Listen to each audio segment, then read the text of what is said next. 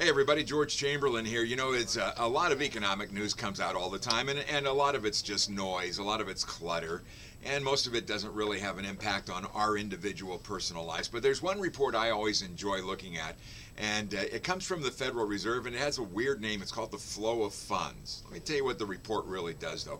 It's a measure of household wealth, and it does a couple of things. First of all, it calculates the value of all the assets we as a country and as individuals own, and then it subtracts from that everything that we owe. Well, this report that came out yesterday showed that household wealth in the United States rose to a net $77.3 trillion. Remember, that's how much, if we took everything we had and sold it and paid off every bill that we had, we'd be left with $77 trillion, okay?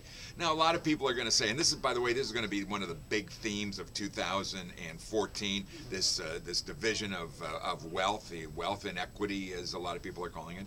A lot of people assume, well, most of that money belongs to the really rich people in the country.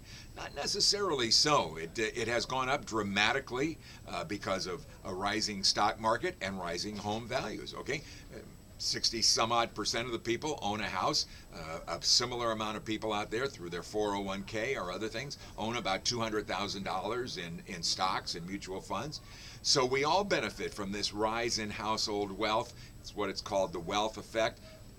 About 8-9 years ago, that wealth effect got us in a lot of trouble because people thought the value of their homes and their stock portfolios were going to keep going up forever. They don't.